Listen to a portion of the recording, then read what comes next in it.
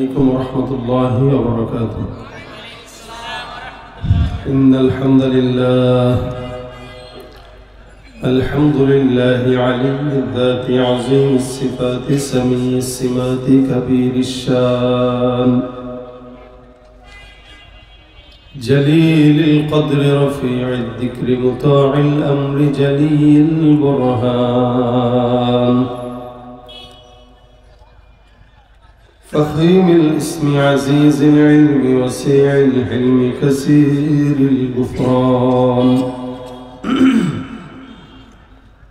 ونشهد أن لا إله إلا الله وحده لا شريك له ونشهد أن سيدنا وسندنا وحبيب ربنا وطبيبنا وطبيب قلوبنا ومولانا محمدا عبده ورسوله صلى الله عليه وعلى آله وأصحابه وبارك وسلم تسليما كثيرا الذي أرسله الله تعالى بالحق بشيرا ونذيرا وداعيا إلى الله بإذنه وسراجا منيرا أما بعد فأعوذ بالله من الشيطان الرجيم بسم الله الرحمن الرحيم وأن استغفروا ربكم ثم توبوا إليه يمتعكم متاعا حسنا إلى أجل مسمى صدق الله مولانا العظيم صدق رسوله النبي الكريم وقال النبي صلى الله عليه وسلم من لزم الاستغفار جعل الله له من كل هم فرجا ومن كل ضيق مخرجا ورزقه من حيث لا يحتسب أو كما قال عليه الصلاة والسلام وقال تعالى إن الله وملائكته يصلون على النبي يا أيها الذين آمنوا صلوا عليه وسلموا تسليما زبان پر شريف اللهم صل على محمد وعلى آل محمد كما صليت على إبراهيم وعلى آل إبراهيم إنك حميد مجيد اللهم بارك على محمد وعلى آل محمد كما باركت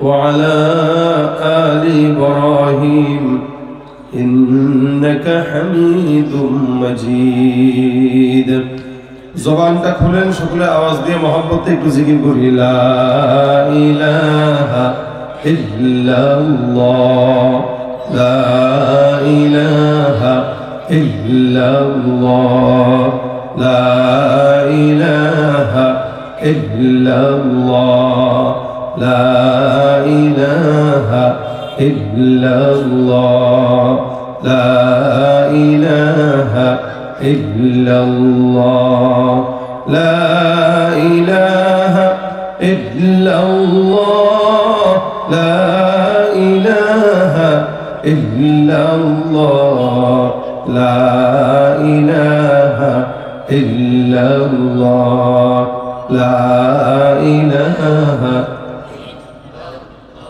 লা ইলাহা ইল্লাল্লাহ মুহাম্মাদুর রাসূলুল্লাহ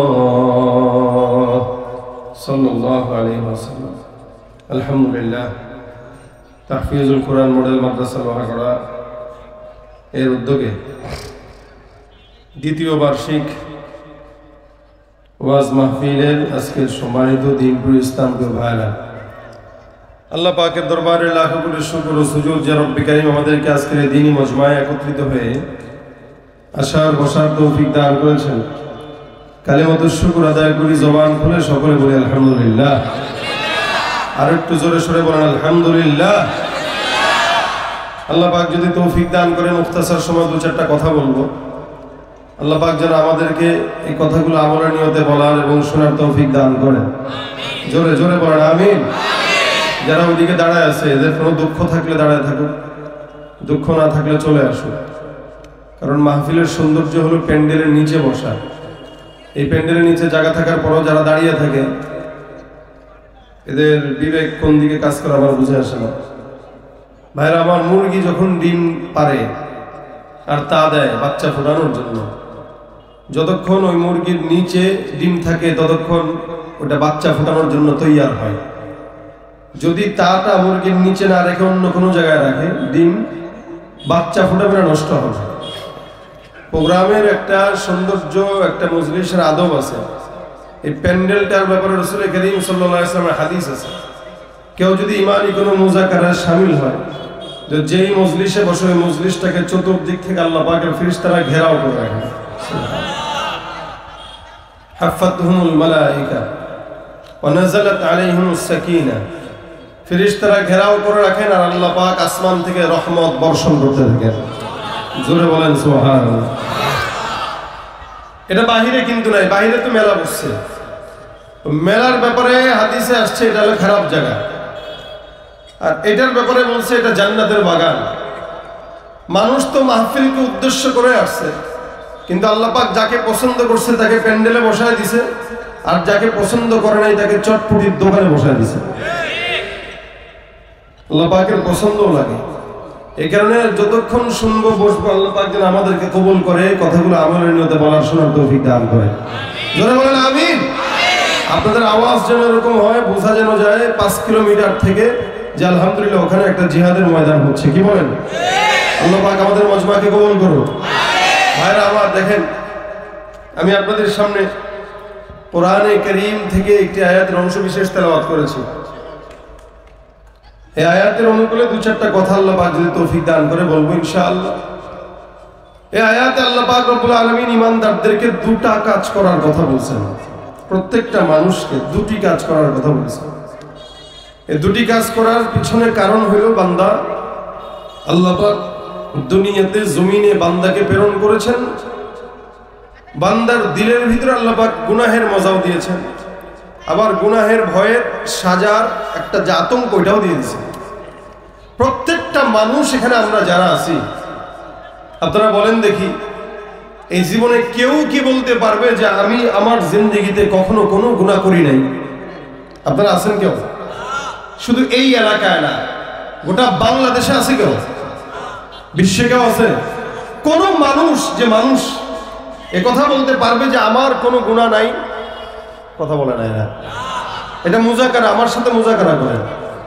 মুযাকারা মানে উভয় পক্ষ কথা বলা। আর মুযাকারার বাইরে যদি আপনারা বসেন, আমি বলবো শুনবেন ঠিকই, মনে থাকবে না, ভুলে যাবেন। এই জন্য মুযাকারা করতে হবে। আমি বলবো, আপনারা আমার সাথে বলবেন, ঠিক আছে? তাহলে একজন মানুষও দুনিয়াতে এরকম নাই যে লোক বলবে যে আমার কোনো গুনাহ নাই। তার মানে প্রত্যেকটা মানুষের গুনাহ আছে, এবং যে যত বড় ঈমানদার, শয়তান তার কাছে বেশি যেতে চায়। কেন? মানে ঈমানদারের দিলে ঈমানের নূর আছে, শয়তান ওই দিলে ঢুকে চুরি করতে চায়। যেমন আপনাদের এলাকায় ঘর আছে, এই ঘরে যদি কোনো সম্পদ থাকে, চোর তো তখনই ঢুকবে। কি বলেন? সম্পদ নাই, চোরও ঢুকবে না। স্বর্ণ নাই, চোরও ঢুকবে না। টাকা পয়সা নাই, চোরও ঢুকবে না। ঢুকবে কেন? কি আছে? ঢুকবে। যে ঘরে যত বেশি সম্পদ, ওই ঘরে তত বেশি চোর, ডাকাতের আনাগোনা। ঠিক তেমনি ভাবে যে ইমানদারের বডিতে যত বেশি ইমানের সম্পদ, ওই ইমানদারের কাছে তত বেশি শয়তানের আনাগোনা। কথা বোঝা নাই? এখন কথা হইল, শয়তান আসলেই কি পারে তাকে পথভ্রষ্ট করতে, নাকি পারে না? আল্লাহ পাক রব্বুল আলামিন এটাও জানিয়েছেন, শয়তান আল্লাহ পাকের কাছে আল্লাহর কসম খেয়ে আল্লাহকে বলছেন যে আল্লাহ ওয়ালা ফাবিইজ্জাতিকা লাউগওয়িয়ান্নাহুম আজমাইন ইল্লা ইবাদাকা মিনহুমুল মুখলাসিন। আপনার জাতের কসম, আপনার ইজ্জতের কসম, আমি বলতেছি যতক্ষণ পর্যন্ত আপনার ইমানদার বান্দাদেরকে অথবা আপনার সব বান্দাদেরকে গোমরা না করব, ততক্ষণ তাদের পিছু ছাড়বো না। এটা শয়তান আল্লাহ পাকের কাছে কি করছে? বলছে যে এটা আপনার জাতের কসম, সবগুলোর ধ্বংস করব। এদের ভিতরে ঝগড়া লাগাবো, ফাসাদ লাগাবো, মারামারি লাগাবো, দাঙ্গা হাঙ্গামা লাগাবো, যার কারণে আমাদের দেশ থেকে বিদায় হইলেও শয়তানদের চররা এখনো এসে মুসলমান আর আমাদের হিন্দু ভাইদের ভিতরে দাঙ্গা লাগানোর পায়তারা করতেছে। এটা লাগাইছে কে? শয়তান। বলেন কে? এই শয়তান মানুষের ভিতরে ঢুকে পড়া লাগাইতেছে। কিন্তু আমি এটা বলতে চাই, এই এলাকায় মুসলমান হিন্দুরা একসঙ্গে বসবাস করে। আমাদের বাংলাদেশে কোনো সময় সংখ্যালঘুদের উপরে আমরা মুসলমানরা কখনো নির্যাতন করি না। এটা আমাদের ইসলামের শিক্ষাও না। যারা এই কথা বলতে চায় যে সংখ্যালঘুদের উপরে নির্যাতন করতেছে মুসলমান, একটা প্রমাণ দেখা, একটা প্রমাণ দেখা। বাংলাদেশের এই প্রমাণ আছে, মূর্তি পূজায় আমার মুসলমানের সন্তানেরা যায় সেটার পাহারাদারিত্ব করেছে। মুসলমান কোনোদিন কোন হিন্দুদের উপর আমাদের মুসলমানরা নির্যাতন করে নাই। সুতরাং যারা মুসলমান হিন্দুদের ভিতরে দ্বন্দ্ব ফাসাদ লাগাতে চায়, ওরাই জাতির দুশমন, দেশের দুশমন, মুসলমানের দুশমন। ঠিক কিনা বলে? দেশ আমাদের, এদেশের স্বাধীনতা সার্বভৌমত্ব রক্ষা করার দায়িত্ব আমাদের। এই জন্য আমাদের ভিতরে যারা শয়তানি চাল চালবে, ওদের শয়তানি হাত ভেঙে দেওয়া হবে ইনশাআল্লাহ। তবে শয়তানের কাজ এটাই, কিভাবে দ্বন্দ্ব লাগানো যায়, কিভাবে ফাসাদ লাগানো যায়, এটা তার চক্রান্ত। আল্লাহ বলেন সে ডান থেকে, বাম থেকে, পিছন থেকে, সামনে থেকে, চতুর্দিক থেকে আসবে। সুম্মা লাআতিয়ান্নাহুম মিন বাইনি আইদিহিম ওয়া মিন খালফিহিম ওয়া আন আইমানিহিম ওয়া আন শামাইলিহিম। আল্লাহ পাক বলেন চতুর্দিক থেকে শয়তান ঘেরাও করবে, তবে ইল্লা ইবাদাকা মিনহুমুল মুখলাসিন। আল্লাহ এই বান্দাদের মধ্যে যারা আপনার পছন্দের, যারা আপনার প্রিয়, যাদের ভিতরে আল্লাহর ভয় আছে, যারা দুনিয়ার কোন নেতাকে মানে না, যারা দুনিয়ার কোন মানুষের গোলামি করে না, ওদেরকে আমি কশিন কালেও বিপদগামী করতে পারবো না। আর যারা আল্লাহকে বাদ দিয়া নেতা নেত্রীদের পিছনে ছুটে পাঁচটা গোলামি করে, ওদেরকে 10,000 টাকার বিনিময়ে ইসলাম থেকে বের করে দিব। কথা বলেন ঠিক কিনা? সুতরাং মুমিন যেহেতু আমরা হয়েছি, এক আওয়াজে বলেন তো আমাদের দিনে ভয় থাকবে কার? কথা বলেন, কার ভয় থাকবে? বিপ্লব মানে জীবন দেয়া বসে থাকা নয়, সে কোনদিন আসবে না রে, করো যদি ভয়। ঠিক কিনা? আসবে বিজয় রক্ত আর জীবনের বিনিময়, আসবে বিজয় রক্ত আর জীবনের বিনিময়। বিপ্লব মানে জীবন দেয়া বসে থাকা নয়, সে কোনদিন আসবে না রে, করো যদি ভয়। লড়াইয়ের ওই ময়দানেতে যেতে তোমাকে হবে, প্রয়োজনে সব রক্তটুকু জমিনেই ঢেলে দেবে। লড়াইয়ের ওই ময়দানেতে যেতে তোমাকে হবে, প্রয়োজনে সব রক্তটুকু জমিনেই ঢেলে দেবে। তবুও তোমায় লড়তেই হবে, মানিবে না পরাজয়। তবুও তোমায় লড়তেই হবে, মানিবে না পরাজয়। বিপ্লব মানে জীবন দেয়া বসে থাকা নয়, সে কোনদিন আসবে না রে, করো যদি ভয়। ঠিক না? ভয় করবো কাকে? জোরে বলেন কাকে? এটা আমাদের ঈমান। এই ভয় আল্লাহ পাকের ভয় যদি দিলে থাকে, ইনশাআল্লাহ শয়তান বিপদগামী করতে পারবে। কথা বলে না পারবে? গুনাহ তো বান্দা করে, এমন কোন বান্দা নাই যাদের গুনাহ নাই, নবীরা ছাড়া। সমস্ত নবীদেরকে আল্লাহ পাক নিষ্পাপ, মাসুম ঘোষণা করেছেন। ইনাদের কোনো গুনাহ নাই, ভয়ও নাই ইনাদের দ্বারা গুনাহ। এরপরে সাহাবা ইকরাম তাদের পক্ষ থেকে যে সমস্ত ভুল ত্রুটি ছিল আল্লাহ পাক নিজ গুণে ক্ষমা করে জান্নাতের ঘোষণা তাদের জন্য দিয়ে দিয়েছেন। ভুল ছিল, কিন্তু সাহাবা ইকরামদের যে ভুলগুলো ওগুলো কোনো না কোনো কারণবশত বান্দাকে শিক্ষা দেওয়ার জন্য সংগঠিত হয়েছে। তারপরে আল্লাহ পাক তাদেরকে ক্ষমা করে রাদিয়াল্লাহু আনহুম ওয়া রাদু আন বলে ঘোষণা করে দিয়েছেন। এরাও আমার উপরে খুশি, আমিও তাদের উপরে খুশি। সুবহানাল্লাহ। কথা কি আমারটা বুঝেন আপনারা? ও ভাই কথা বলতে পারেন আপনারা? আপনাদের জেলা আমার জেলা পার্শ্ববর্তী, সুতরাং আমার কথা বুঝেন না এটা হয় না। যদিও আমি আমাদের ভাষায় করছি না। আপনাদের বাড়ি নড়াইল, আমার বাড়ি মাগুরা, কতটুক দূর? কেউ পাশাপাশি, থাকি ঢাকায়, বাড়ি তো মাগুরা, জেলা পাশাপাশি। সুতরাং আমি কিন্তু চট্টগ্রাম কক্সবাজার থেকে এসে ওয়াজ করতেছি না। আবার আমি বুড়া মানুষ না যে আমি বয়ান করবো আপনারা চুপচাপ বসে থাকবেন। যতক্ষণ আমি থাকবো জায়গায় যদি চুপচাপ থাকেন চুপচাপ আলোচনা করে চলে যাবো। আর যদি আওয়াজ দেন ওয়াজও হবে, দু একটা গজল হবে ইনশাআল্লাহ। আওয়াজ কেমনে হবে বলেন, জোরে বলেন। কিসের মতো হবে? নারে তাকবীর, হয় নাই জোরে লিল্লাহে তাকবীর, লিল্লাহে তাকবীর। এই আওয়াজ শেষ পর্যন্ত থাকবে। খবরদার জবান বন্ধ করে থাকবেন না, এটা মেয়েদের আলামত। এটা কোনো মেয়েদের সামনে ওয়াজ করতে বসিনি। আল্লাহ পাক নবীদেরকে মাফ করে দিয়েছেন, মাসুম নবীরা মাসুম। সাহাবা ইকরামদেরকেও ক্ষমা ঘোষণা। এরপর তাবেঈদেরকেও রাসূল বলেছেন আল্লাহ পাক মাফ করে দিবেন। এরপর থেকে যারা এই পর্যন্ত আসছে এমন কোনো বান্দা নাই যার গুনাহ নাই, এবং এমন কোনো বান্দা হয়ও নাই যাদের ব্যাপারে আল্লাহ পাক এটা বলছেন যে তাকে ক্ষমা করে দিয়েছি। না, এটা বলে নাই। ক্ষমা হবে কি হবে না ওটা তো তওবা ইস্তিগফারের উপরে ভিত্তি করবে। কিন্তু আমাদের বাংলাদেশে এমন একজন বুজুর্গ আছে যে বুজুর্গ কোনোদিন গুনাহ করে নাই। তার নাম বলে দিচ্ছি আপনাদেরকে, পীরে দস্তগীর হযরত মাওলানা মুফতি আব্দুল লতিফ সিদ্দিকী। কথা বুঝে না এরা? আসলে কি আব্দুল লতিফ সিদ্দিকী পীর সাহেব চিনেন আপনারা? এর আগে একবার সে হজের বিরোধিতা করেছিল, হজের বিরোধিতা করেছিল। কয়েকদিন আগে দেখলাম এক ভিডিওতে সে বলতেছে আমি আল্লাহ পাকের নেয়ামত প্রত্যাশী, আল্লাহর কাছে নেয়ামত পাই এই কারণে কৃতজ্ঞতা আদায় করি, কিন্তু আল্লাহর কাছে ক্ষমা চাই না, কারণ আমার গুনাহই নাই, ক্ষমা কেন চাও? চিন্তা করতে পারেন কত বড় তাহাজ্জুদ গুজারি সে, কত বড় বুজুর্গ হয়ে সে বলে যে আমার গুনাহই নাই, ক্ষমা কেন চাবো? আরে শয়তান তো ওরে দেখলে কয় আল্লাহ আমারে কেন শয়তান বানাইছিলেন, ও থাকলে তো আমার দরকার ছিল না। কথা বলে না?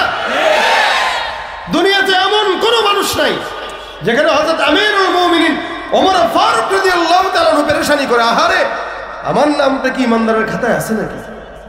যেখানে ওমর রাদিয়াল্লাহু তাআলা টেনশন করেন।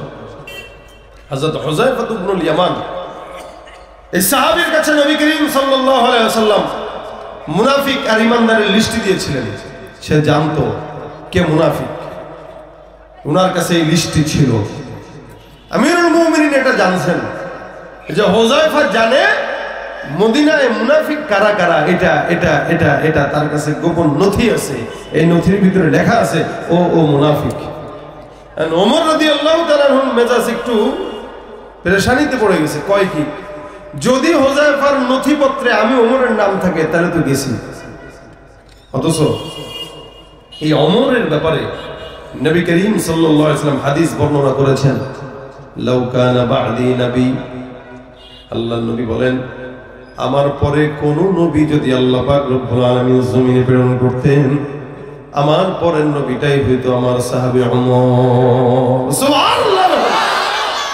আল্লাহর নবী ডাক দিয়া বলেন আমার পরে কোন নবী যদি আল্লাহ পাক জমিনে পাঠাইতেন, ওমরের মেজাজটা ছিল নবুয়তি মেজাজ, যার কারণে আল্লাহ পাক জমিনের মধ্যে নবুয়র পরে নবীর পরে কোন নবী যদি আল্লাহ পাক রব্বুল আলামিন প্রেরণ করতেন, ওই নবীটাই হয়তো ওমর ফারুক।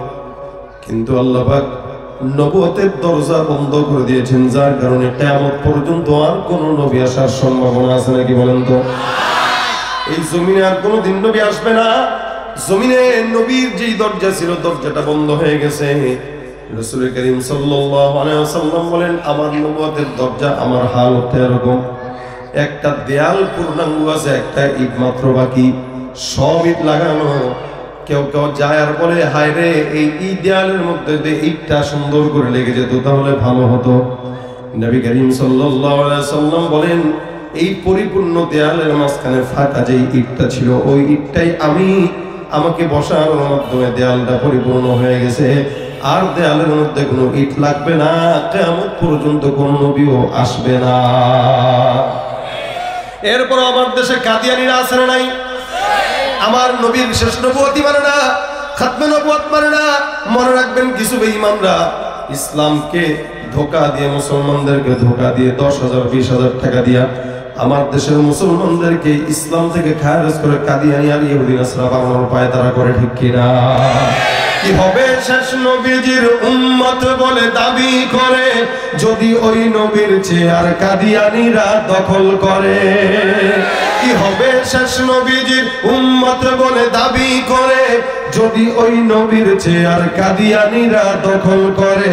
নবীজির জন্য যদি রক্তের বহে নদী, নবীজির জন্য যদি রক্তের বহে নদী, তবুও হটবো না এই দাবি থেকে।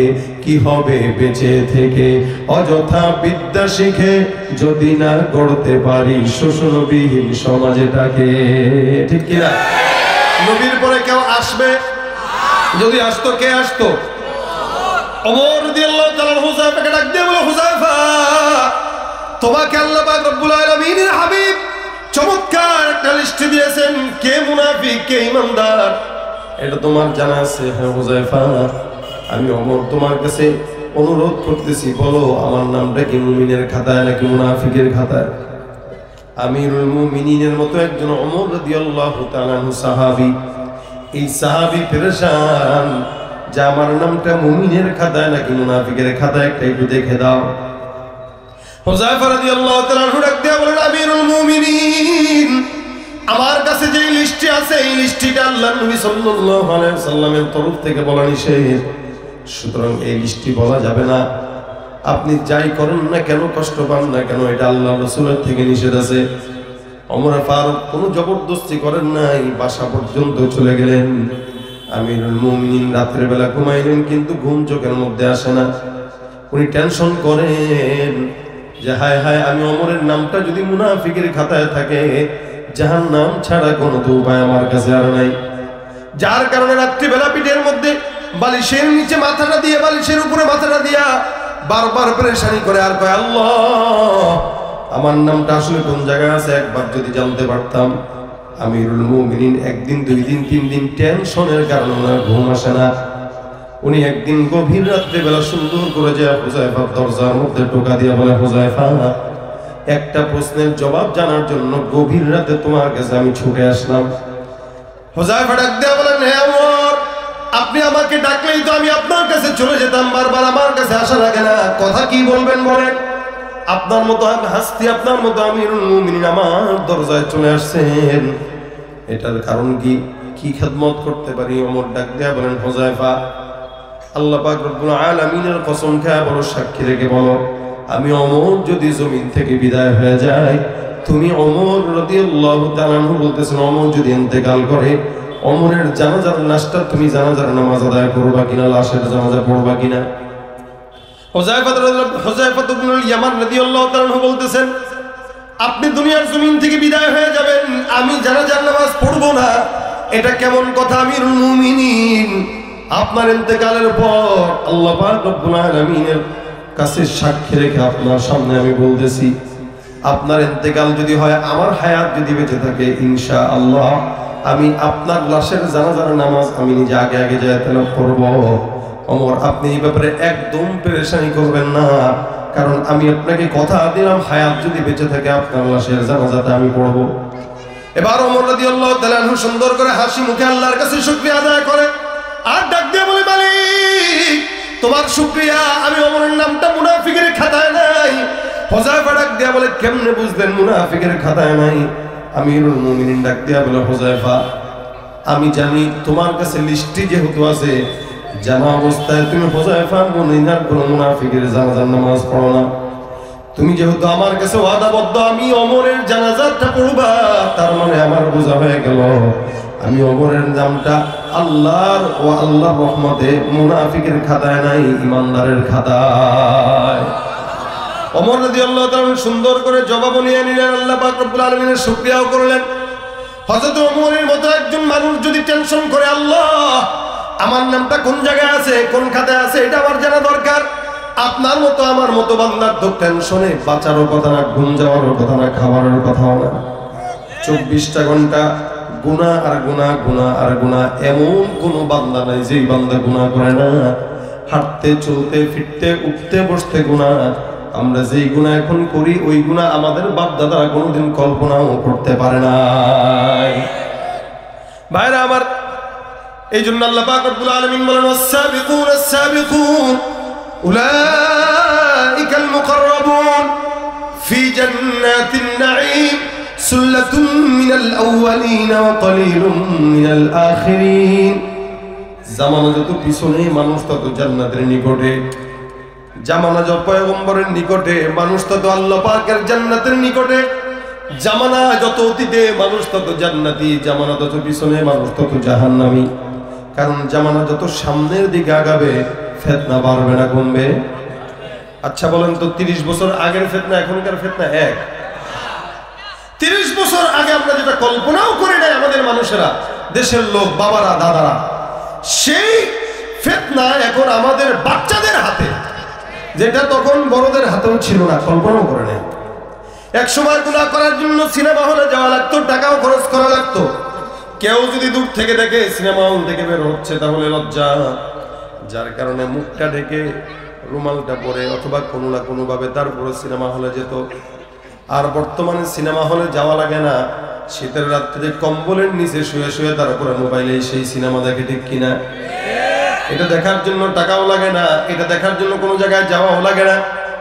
এ মুসলমান, আগের জামানায় ভালো ছিল, যদিও আমাদের কিছু মানুষ আকাবিরদেরকে গালি দেয়, আল্লাহওয়ালা বুজুর্গদেরকে গালি দেয়, কিন্তু মনে রাখবেন আকাবির যারা, আল্লাহওয়ালা যারা, বুজুর্গ যারা, তারা ইসলাম যতটুকু বুঝছেন ততটুকু আমল করে তারা জান্নাতি হয়ে গেছেন। আর আমরা অনেক বুঝার পরও জান্নাতি হই না, দিন যত যায় জাহান্নামের দিকে আগাই, ঠিক কিনা? এই জন্য আমার আল্লাহ পাক রব্বুল আলামিন বলে, বান্দা অতীতের বান্দারাই ভালো। দেখবেন আজ থেকে 20-30 বছর আগের কথা যদি বলি, মনে রাখেন তো, আমরা গ্রামগঞ্জে দেখতাম সকালবেলা আমাদের মা খালারা সূরা ইয়াসিন তেলাওয়াত না করে ঘরের কোনো কাজে হাত দিত না, উঠানো ঝাড়ু দিত না। ফজরের নামাজের পর সুন্দর করে সূরা ইয়াসিন তেলাওয়াত করত, মাগরিবের নামাজের পর সূরা ওয়াকিয়া, ইশারের নামাজের পর সূরা মুলকের তেলাওয়াত। এমন সুন্দর করে রাত দিন 24 ঘন্টা তারা ঈমান আমলের মধ্যে থাকতো। আগের কালের মানুষ সকালবেলা তেলাওয়াত করতো, বিকালবেলা তেলাওয়াত করতো, রাত্রিবেলাও তেলাওয়াত করতো। আর এখনকার মানুষ সারা বছরের রমজান ছাড়া কোরআনের দিকে তাকায়ও না, নজরও দেয় না, দেখেও না।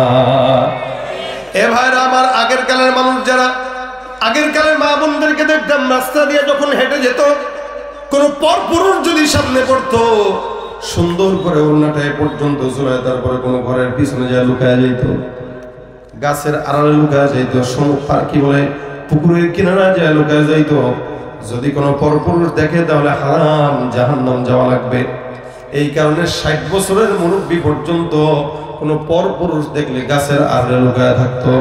আর বর্তমান সময়ে মা বোনেরা পর্দা তো করেও না, পরপুরুষ যখন দেখে ওড়নাটা বুকে থাকলেও সেটাকে একবার সরায় দিয়া দেখায় দেয়। এটাই বাস্তবতা, এটাই সত্য। বর্তমান সময়ের নারীদেরকে পর্দার কথা যত বলবেন তত আপনারা ফতোয়া মাফ করে গালি দিবে, জঙ্গি বলে গালি দিবে, মৌলবাদ বলে গালি দিবে। অর্থাৎ সে পর্দাটাকে জঙ্গি আর মৌলবাদের আখলাক মনে করে, অথচ এটা ইসলামের একটা আদেশ, ফরজ বিধান।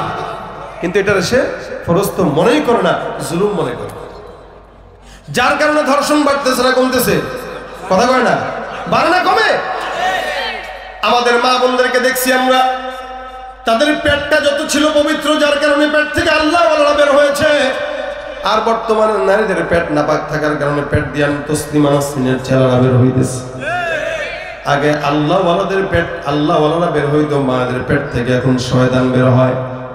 এ মুসলমান নবীর উম্মত, এই কারণে আল্লাহ পাক রব্বুল আলামিন বলেন, জামানা যত নিকটে, আল্লাহর নিকটে, নবীর নিকটে, তত বান্দা জান্নাতের নিকটে। আর জামানা যত রাসূলের জামানা থেকে পিছনে, মানুষ তত জান্নাত থেকে দূরে।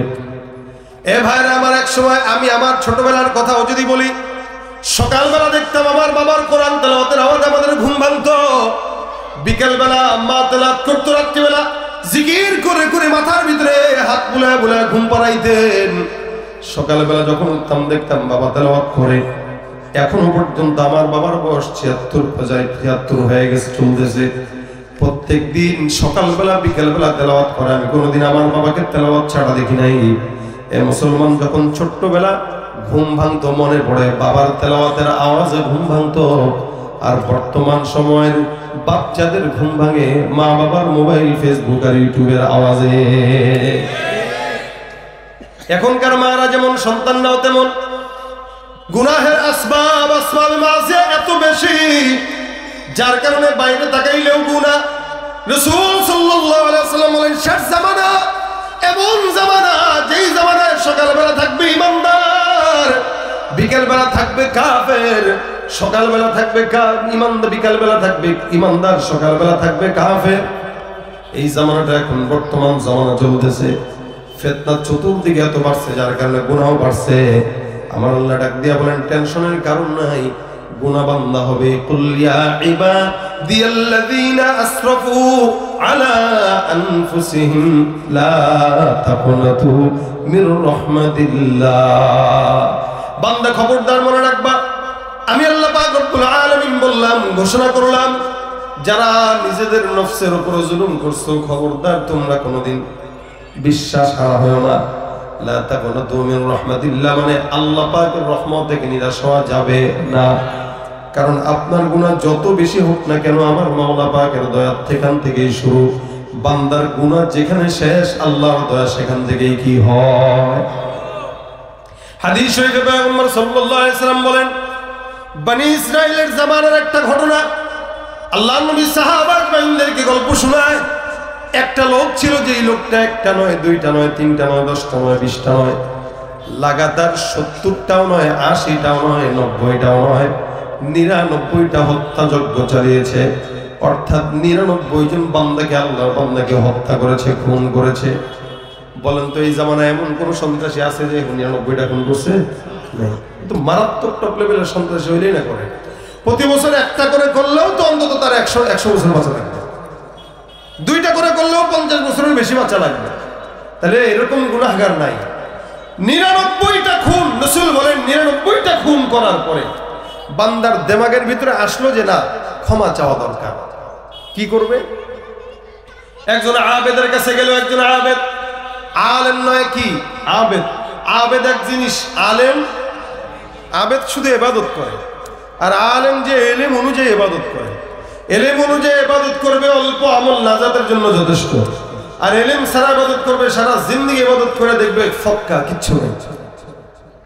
কারণ সে টাইম মতো নামাজ বুঝবে না, কখন হারাম মুক্ত এটাও বুঝবে না, কখন রোজা রাখা নিষেধ, কখন জায়েজ এটাও বুঝবে না। আমি জুমার নামাজ পড়াইতেছি, তো এক বুজুর্গ মসজিদে আসছে।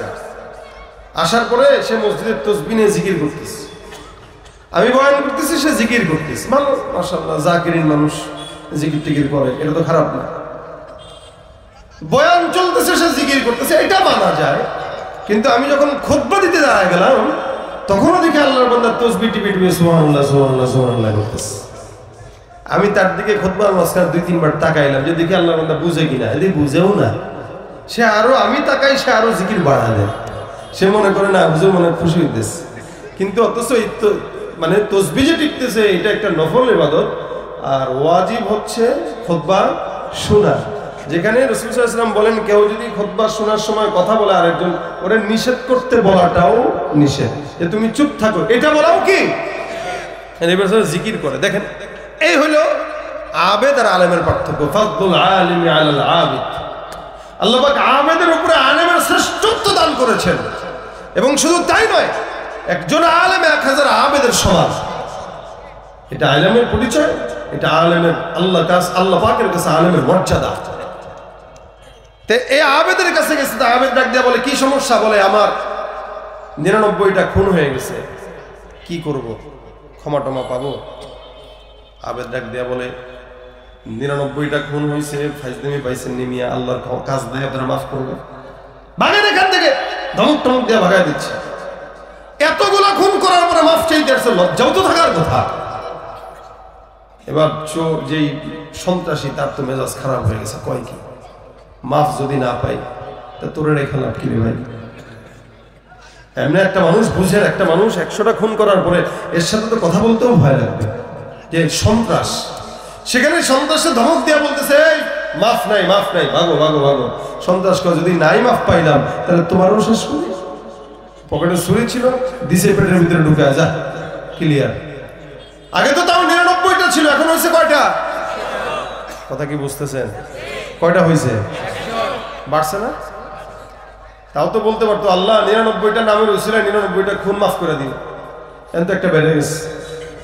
এখন কি করবে বেচারা? দৌড়তে দৌড়তে দৌড়তে দৌড়তে যায়, আরেকজন আলেমের কাছে যায়, ডাক দেয়া বলে হুজুর 99টা খুন করেছিলাম, আপনার মতো একজনের কাছে গেছিলাম মাফ পাওয়ার জন্য, কিন্তু বলে মাফ নাই। মেজাজটা গরম হয়ে গেছে, ওটারও মেরে ফেলছি। এখন আপনার কাছে আসলাম, বলেন তো হুজুর ক্ষমা পাবো কিনা? হুজুর কয় কোনো টেনশন নাই, ক্ষমা হয়ে গেছে। সুবহানাল্লাহ। এবার সন্ত্রাস ডাক দেয়, হুজুর ভয় পাইছেন নাকি? আপনারা মারবো না, আপনি সত্যি করে বলেন আমি আসলেই ক্ষমা পাবো কিনা? আলেম ডাক দেয়া বলতেছে, ও ভাই তুমি খুন করছো কয়টা? বলে 99টা। মনে রাখবা 99টাও নয়, 1 কোটিটাও যদি করো, তুমি খুন করতে করতে করতে করতে তোমার সীমানা যেখানে শেষ হয়ে যাবে, আসমানের মালিক আল্লাহ পাকের সীমানা সেখান থেকে শুরু হয়ে যাবে। সুবহানাল্লাহ।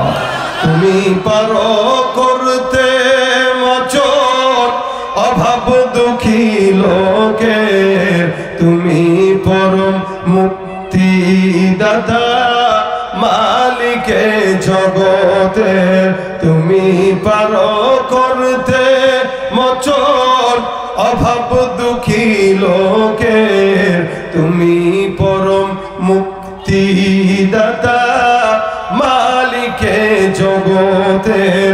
তোমার কাছে চাই যে পানা, তোমার কাছে চাই যে পানা, আমরা প্রতিদিন তোমার দয়ায় পূর্ণ আমার সারা নিশিদিন। কার দয়া? কার দয়া? কার? বান্দার গুনাহ যেখানে শেষ, মাওলার দয়া সেখান থেকে কি? এবার বান্দা ডাক দেয়া বলো, ভাই কোন জায়গায় গেলে আল্লাহ পাক রব্বুল আলামিন ক্ষমা করবে? লাইন দেখা দাও। আল্লাহ বান্দা ডাক দেয়া কয়, যাও যাও, এখান থেকে মিনিমাম হয়তো ধরো 100 কিলোমিটার যাবা। ওখানে যাওয়ার পর একজন আল্লাহর বান্দা থাকবে, তার কাছে হাতে হাত রেখে বায়াত করে তারপরে সুন্দর করে ক্ষমা চেয়ে নিবা। বান্দা সুন্দর করে গোসল টোসল শেষ রওনা হয়ে গেছে মাফ পাওয়ার জন্য। যেতে যেতে যেতে যেতে মাত্র 20 কিলো বা 30 কিলো বা 40 কিলোমিটার দূরে গেল। আমার আল্লাহ ডাক দিয়া বলে, আজরাইল বান্দার হায়াতের রশি এখানেই শেষ, বান্দার হায়াতটা এখান থেকে জানটা কবজ করে নিয়ে আসো। বান্দা তওবা করার নিয়ত করলো কিন্তু হায়াত নাই। জিবরাইল আমিন আল্লাহ পাক রব্বুল আলামিনের আদেশে আজরাইল ফেরেশতা বান্দার জান কবজ করে ফেললেন। বান্দা হায়াত শেষ হয়ে গেছে, জানাজা শেষ হয়ে গেল, লাশটা দাফন করা হয়ে গেল। এখন টেনশন হলো জান্নাত পাবে কিনা জাহান্নাম পাবে। জান্নাতের নিয়ামতের জান্নাতের ফেরেশতারা ডাক দেয়, আল্লাহ বান্দা জান্নাতে যাবে। জাহান্নামের ফেরেশতারা বলে, আল্লাহ বান্দা জাহান্নামে যাবে। এই বান্দা 100টা খুন করার পর আল্লাহ পাক রব্বুল আলামিন বান্দা কোশ্চিন কালেও জান্নাত পাওয়ার যোগ্যতা রাখে না। আর জান্নাতের ফেরেশতারা বলে, আল্লাহ এই বান্দা 100 খুন করার পরও তওবার নিয়ত করছে, হায়াত যদি থাকতো তওবাও করতো, তুমি মাফও করতা, জান্নাতেও যাইতো। যদিও হায়াত পায় নাই, তার মানে এই বান্দার নিয়তের কারণে বান্দা জান্নাত পেয়ে যাবে। এখন নিয়তের উপর নির্ভর হয়ে যাচ্ছে পুরোটাই। জাহান্নামের ফেরেশতারা বলে, আল্লাহ কোনোভাবে এটা জান্নাতে দেওয়া যাবে না, 100টা খুন করছে, মিনিমাম 100 বছর তো জাহান্নাম পারলো, তারপরেই না মাফ। আল্লাহ কয়, ঠিক আছে, 2 দলের মধ্যে ঝগড়া লেগে গেছে, এখন ঝগড়াঝাটির দরকার নেই, থামো। বান্দা যে বাসার থেকে তওবার দরজা পর্যন্ত রওনা হয়ে গেছে, রওনা ছিল, এই বান্দার বাসার থেকে তওবার দরজা পর্যন্ত রাস্তা ছিল কতটুকু দেখো। উদাহরণস্বরূপ ফেরেশতারা কয়, আল্লাহ 100 কিলো রাস্তা। আমার আল্লাহ ডাক দেয়া কয়, 100 কিলোর মধ্যে বান্দা কতটুকু গেছে দেখো। যদি বান্দা বেশি যায় বান্দা জান্নাতি, আর যদি বান্দা কম যায় বান্দা জাহান্নামী। আসলে এই বান্দা মাত্র অল্প রাস্তা গিয়েছিল, বেশি রাস্তা পর্যন্ত যেতে পারে নাই। আমার আল্লাহ পাক রব্বুল আলামিন ডাক দেয়া বলে, ফেরেশতার দল, একদল ফেরেশতা বান্দার বাসার থেকে জান্নাতের রাস্তা পর্যন্ত মাপো। আমি আল্লাহ পাক রব্বুল আলামিন বললাম যেদিকে এই রাস্তা বেশি ওই বান্দাকে সেদিকেই জান্নাত অথবা জাহান্নামে ঢুকায় দাও। জাহান্নামের ফেরেশতারা মহা খুশি, বান্দার রাস্তা হয়তো মনে হয় কমই হবে, কারণ বান্দার গুনাহ বেশি। আল্লাহ পাক ফেরেশতাদেরকে দিয়ে রাস্তা মাপা করা শুরু করে দিলেন। এদিক দিয়ে ফেরেশতারা রাস্তা মাপা শুরু করে দেয়। আমার আল্লাহ ডাক দিয়া বলে, হে জমিন, আমি আল্লাহ পাক রব্বুল আলামিন আদেশ দিলাম, আমি আল্লাহর আদেশে এই বান্দার রাস্তাটা জান্নাত পর্যন্ত দীর্ঘ লম্বা হয়ে যায়। জান্নাত চির সুখেরই ঘর, জান্নাত চির সুখেরই ঘর, ও গো জানতে যদি তুমি মায়া ঘেরা রঙিন পৃথিবী নয় তো সুখের খনি। আল্লাহু আকবার, আল্লাহু আকবার। একটা বান্দা গুনাহ করছে, আল্লাহ কয় ঠিক আছে, যেহেতু ফেরেশতারা টানাটানি শুরু করছে, জান্নাতে নিবে নাকি জাহান্নামে নিবে, তাহলে রাস্তা মাপো। জান্নাত পর্যন্ত রাস্তা, তওবার রাস্তা যদি লম্বা হয় জান্নাতে, আর যদি কম হয় জাহান্নামে, রাস্তা মাপতে আদেশ করলেন। দিক দিয়ে জমিনকেও বলে দিলেন, জমিন আমি অর্ডার করলাম বান্দার রাস্তা দীর্ঘ হয়ে জান্নাত পর্যন্ত চলে যাও। তার মানে বোঝা গেল আমার আল্লাহ চায় না বান্দা জাহান্নামে যাক, ঠিক কিনা বলেন? আমার আল্লাহ চায় বান্দা কোথায় যাক? কোথায় যাক? আমরা কোথায় যাব? জোরে বলেন, কোথায় যাব? ইনশাআল্লাহ। আরে আমাদেরকে দিবে না তো কাকে দিবে? এই ফিতনার জামানায় চতুর্দিকে এত গান বাজনা, এত গুনাহের আসবাবের মধ্যে আল্লাহ আমাদেরকে এখানে বসাইছেন, তার মানে আল্লাহ মহব্বত করেন। কি বলেন, ঠিক না? আল্লাহ আমাদেরকে মহব্বত করেন বিধায় এখানে বসাইছেন, যাদেরকে করেন না তাদেরকে দোকান পাঠা রাখছেন। কথা কয় না? আমাদেরকে মহব্বত করেন বিধায় এখানে আছে। এই জন্য আল্লাহ যেহেতু মহব্বত করে, ইনশাআল্লাহ জান্নাতে নিবে ইনশাআল্লাহ। তবে আমাদের দিলটাকেও ওই বাচ্চার মতো পবিত্র রাখতে হবে, তওবার নিয়ত ধারহালতে করা দরকার। অনেক বড় একজন তাবেঈ ছিলেন, দেখেন আল্লাহ যে আমাদেরকে মহব্বত করে। অনেক বড় একজন তাবেঈ ছিলেন আতা ইবনে আবি রাবাহ। এই আতা ইবনে আবি রাবাহ রাহমাতুল্লাহর একটা দাসী ছিল। উনি একদিন রাত্রেবেলা ঘুম থেকে জাগছেন, রাত ৩টার দিকে ঘুম থেকে জেগে দেখে ওনার খাদেমা দাসী আল্লাহর কাছে বলতেছে, আল্লাহ তুমি যে আমারে ভালোবাসো, এই উসিলায় আমারে ওই জিনিসটা দান করো। আতা ইবনে আবি রাবাহ বলে, এটা কি দোয়া করতেছো? আল্লাহ তোমারে ভালোবাসে বলছে গো, তুমি বলো এটা বলো যে আল্লাহ আমি যে আপনাকে ভালোবাসি, এটার বিনিময়ে আপনি ওইটা দেন। না না না, আমি কি ভালোবাসি আল্লাহকে, আমার দিল একটু, আমার ভালোবাসাও একটু, আল্লাহর দিল এত বড়, আল্লাহর ভালোবাসা এত বড়। আল্লাহ পাকের দিল বড়, ভালোবাসাও ভালোবাসাও।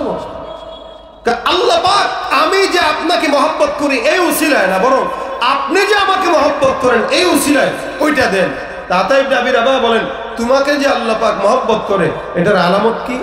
কেউ আলামত আছে? বলে বলো কি আলামত?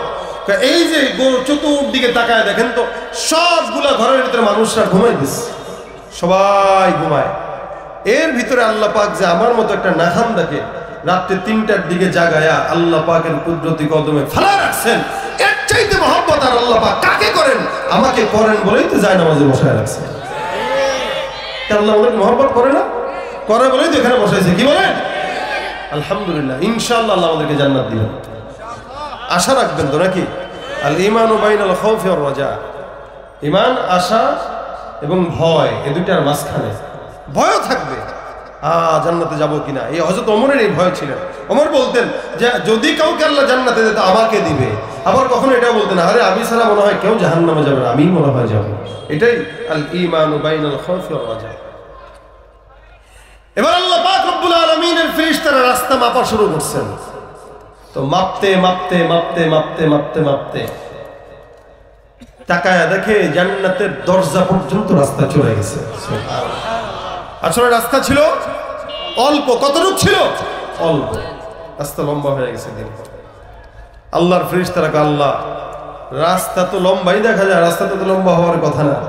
আল্লাহ বলে, কথা কোনটা কথা না এটা দেখার দরকার নাই, বান্দার রাস্তা যেদিকে বান্দার ঠিকানাও সেদিকে, যা এই বান্দাকে বিনা হিসেবে জান্নাত দিয়ে দেবে।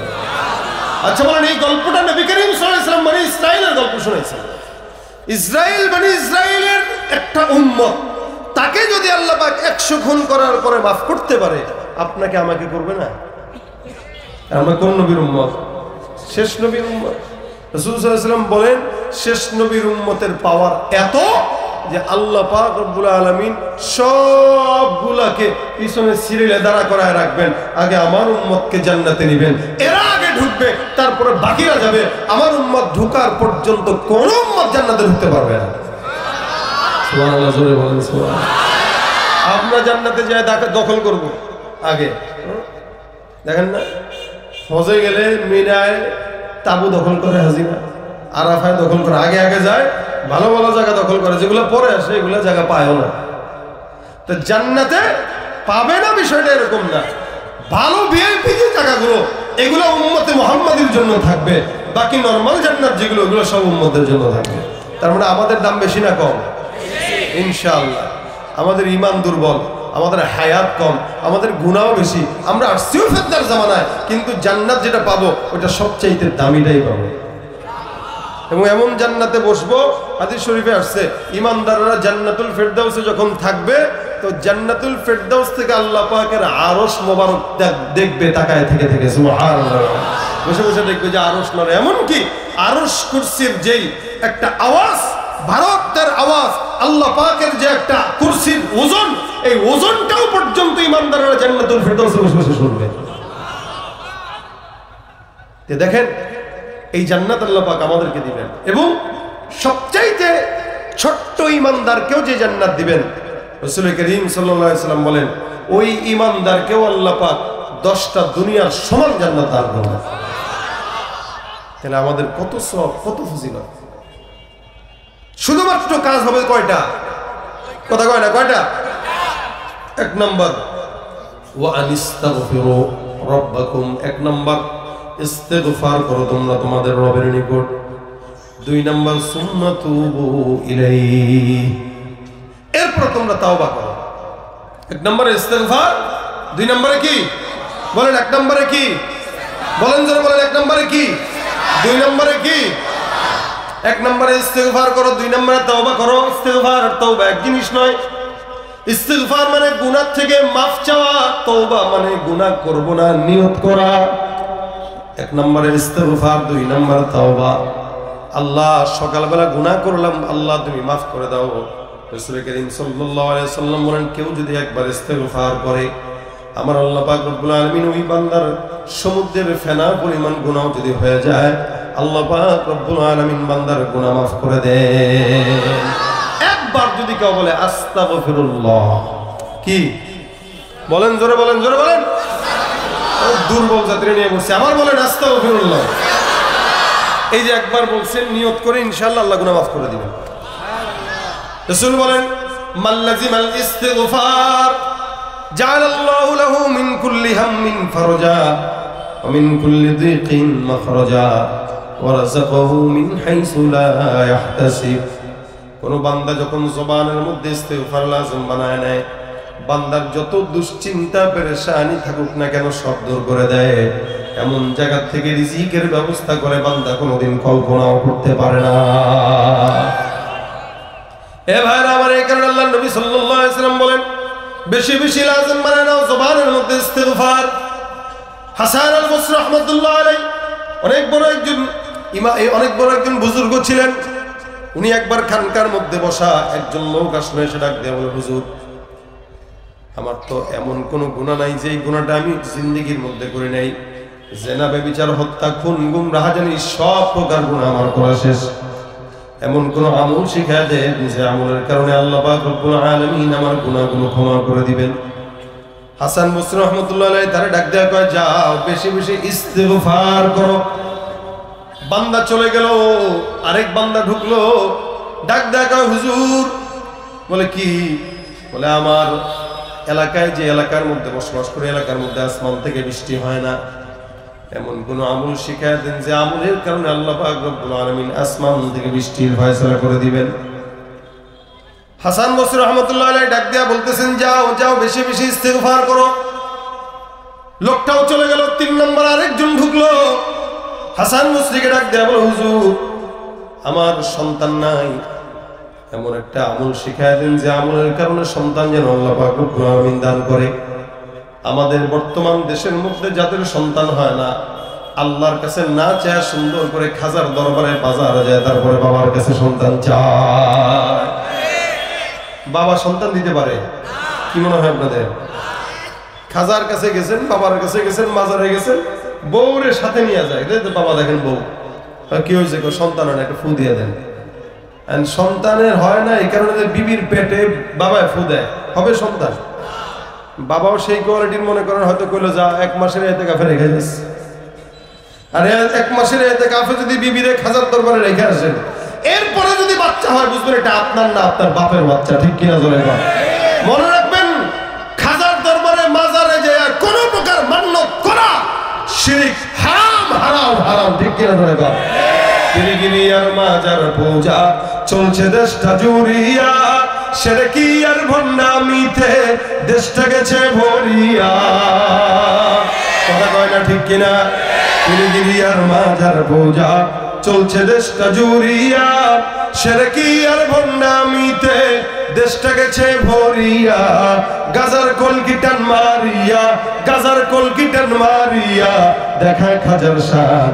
ওরা শিক্ষিত শয়তান, ওরা কথা কয় না? ওরা শিক্ষিত শয়তান, ওরা শিক্ষিত শয়তান।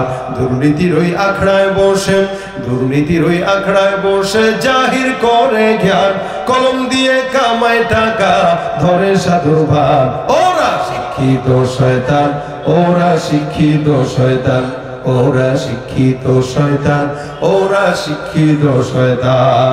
যেখানে যাই ভেজালেতে ভরে গেছে দেশটায়, ব্যবসায়ীরাও রাতারাতি কালো টাকায় হাত রাঙায়।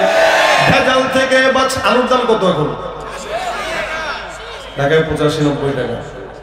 চালের দামের চেয়ে আলুর দাম। কৃষকরা কি দাম পায়? আপনারা পান দাম? যারা কৃষক আছেন, কৃষকরা কষ্ট করে দাম পায় না, ধান্দাবাজদের পকেট ভরে।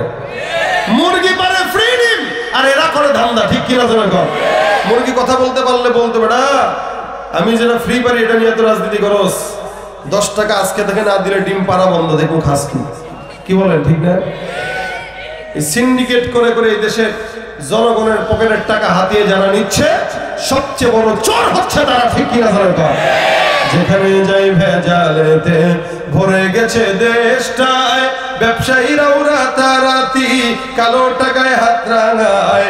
ভেজাল থেকে বাঁচতে হলে, ভেজাল থেকে বাঁচতে হলে খোলা রাখো কান।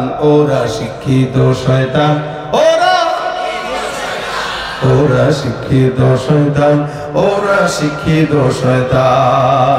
শিক্ষাঙ্গনের দিকেও বাইরে দেখো না চোখ মেলিয়া, ছাত্ররা সব বই ছাড়িয়া থাকে শুধু প্রেম লইয়া। অস্ত্র সে তো সঙ্গের সাথী, অস্ত্র সে তো সঙ্গের সাথী, হইতে মাস্তান। ওরা শিক্ষিত শয়তান, ওরা শিক্ষিত শয়তান, ওরা শিক্ষিত শয়তান, ওরা শিক্ষিত শয়তান। আছে না নাই? বাবার কাছে সেজদা দেওয়া যাবে, সন্তান দেওয়া যাবে, টাকা চাওয়া যাবে, যা কিছু চাওয়া লাগে কার কাছে? হাসান মুস্তি বলেন, সন্তান নাই, আল্লাহর কাছে বলো আস্তাগফিরুল্লাহ কও। আরেকজন লোক এসে ডাক দেয়, বলো হুজুর আমার সম্পদ নাই, দোকানপাটে বেচা কিনা নাই, বরকত তেমন নাই, এমন একটা আমল শিখায় দেন যে আমলের কারণে আল্লাহ পাক সম্পদে বরকত দিবেন। হাসান মুস্তি বলেন, যাও যাও বেশি বেশি ইস্তেগফার আমল করো। আরেকজন এসে বলে, হুজুর আমার ফসলের মধ্যে বরকত নাই, ক্ষেত খামারে ফসল হয় না, পোকায় ধরে, বারবার ফসল নষ্ট হয়, এমন কোন আমল শিখায় দেন যে আমলের কারণে আল্লাহ পাক ক্ষেতের মধ্যে বরকত দিবেন। হাসান মুস্তি বলে, যাও তুমিও বেশি বেশি ইস্তেগফার করো। যতগুলো মানুষ আসলো সবাইকে আমল দিল কয়টা? পাশের লোকগুলা কয়, হুজুর আমল কি আর শিখেন নাই? সব মানুষের একটাই আমল। কারণটা কি? হাসান মুস্তি রাহমাতুল্লাহ বলেন, শোনো, আমল শিখি নাই বিষয়টা এমন না, আমি যে আমলটা দিয়েছি এটা আমি না, এটা আমার আল্লাহ কোরআনে বান্দাকে দিয়েছেন। সুবহানাল্লাহ। আমাদের পীর সাহেবরা আমাদেরকে আমল দেয় যে বাবা 6 তাসবির জিকির করো, ওই জিকির করো, ওই করো, ওই দুরূদ পড়ো, এই এই এই এই করবা। তাহলে এগুলো আমাদের পীররা আমাদেরকে দেয়, আল্লাহওয়ালা বুজুর্গরা আমাদেরকে দেয়। আর এই আমল আল্লাহওয়ালা বুজুর্গ পীর দেয় না, দিয়েছেন কে? আল্লাহর দেয়া আমল অনেক দামি না? আল্লাহ পাক রব্বুল আলামিন বলেন ফাকুলতু আস্তাগফিরু রাব্বাকুম ইন্নাহু কানা গাফফারা ফাকুলতু আস্তাগফিরু রাব্বাকুম ইন্নাহু কানা গাফফারা ইউরসিলিস সামাআ আলাইকুম মিদরারা। এক নম্বরে যেই বান্দাটা আমার কাছে গুনাহ মাফের জন্য আসলো, ক্ষমা চাওয়ার জন্য আসলো, আমার আল্লাহ পাক রব্বুল আলামিন বলেন কোন ঈমানদার বান্দা যদি ইস্তেগফার করে, যত বড়ই গুনাহ হোক না কেন, ইস্তেগফারের মাধ্যমে বান্দার সব গুনাহ মাফ হয়ে দিবেন কে? দুই নম্বরে কোন ঈমানদার বান্দা যদি ইস্তেগফার করে, তার এলাকায় যদি আসমান থেকে বৃষ্টি না হয়, আল্লাহ পাক রব্বুল আলামিন বলেন ইউরসিলিস সামাআ আলাইকুম মিদরারা, ওই বান্দার আসমান থেকে এলাকার মধ্যে বৃষ্টি দেনে ওয়ালা থাকবেন কে? আসমান থেকে আল্লাহ পাক বৃষ্টির ব্যবস্থা করবেন।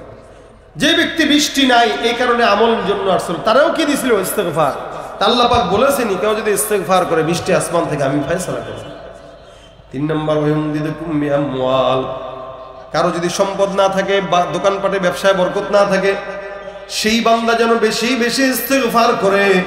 আল্লাহ পাক রব্বুল আলামিন বলেন বেশি বেশি ইস্তেগফারের মাধ্যমে আল্লাহ পাক রব্বুল আলামিন বান্দার সম্পদ দিয়ে দিবেন। শুধু তাই নয়, সন্তানও যদি না হয় ইস্তেগফারের মাধ্যমে আল্লাহ পাক সন্তানের ব্যবস্থাও করে দিবে। শুধু তাই না, বান্দার যত বিপদ মুসিবত সব কিছু দূর করার জন্য সবচাইতে বড় আমল ইস্তেগফার। কি? ইস্তেগফার। এজন্য আমাদের হাতের কাজ, পায়ের কাজ 24 ঘন্টা আমরা ব্যস্ত।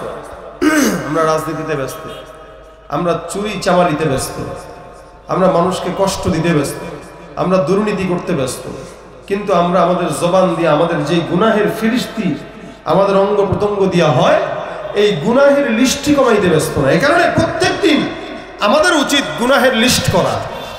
আজকে কয়টা গুনাহ হলো? 100টা।